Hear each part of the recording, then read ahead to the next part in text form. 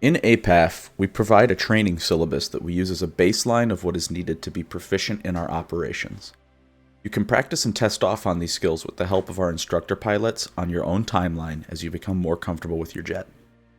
We have a few small restrictions that we impose as pilots progress through training. 1. You must choose a primary aircraft. In APAF, our missions are built around the F-16 and F-18. We require new pilots to choose one of these aircraft when starting with APAF. We know that many pilots are proficient with many different aircraft, but in order for us to streamline training, we just ask that you sign off with one of them before moving on to any other platforms. As APAF continues to grow and we acquire more IPs, we'll begin to integrate other aircraft into our operations more regularly. 2. You must sign off on your primary aircraft before moving on. I know, I kinda already said this, but it's worth reiterating. The rule is mainly targeted at people newer to DCS. When you try to learn too many aircraft at once, it usually ends up making you mediocre at all of them, rather than good at any. This isn't always the case, but it usually is. 3. You may not equip weapons until you've finished your core skills. We will get more into CS skills versus MS skills as we move forward, but for now, just keep in mind, you have to get the basics. There are two main reasons for this.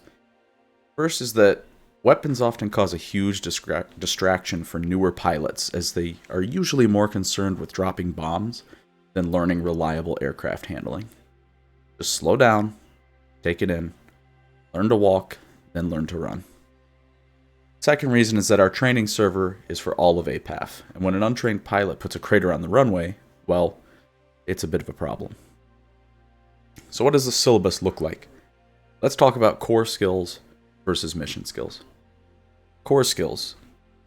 This is where we learn to walk. Core skills, or CS, is comprised of 6 primary categories, depending on which aircraft you've chosen.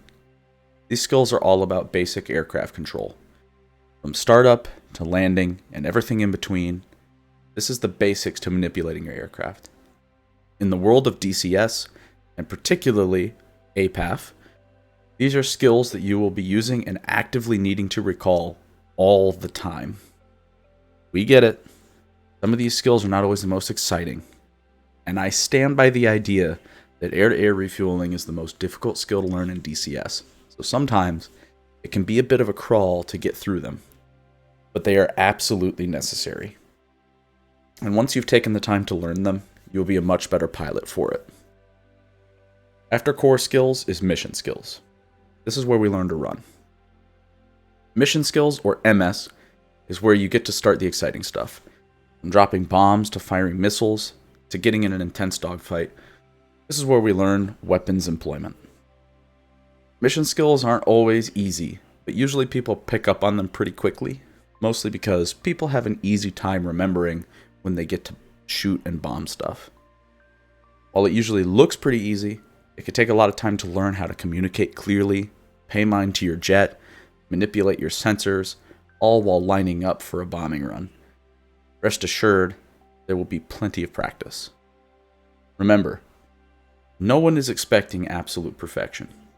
We just want you to demonstrate that you can safely operate your jet around allies within APAF. With more time, you will become an asset and a force multiplier for us in our flights. Once you've gotten through each of these skills, congratulations, you passed.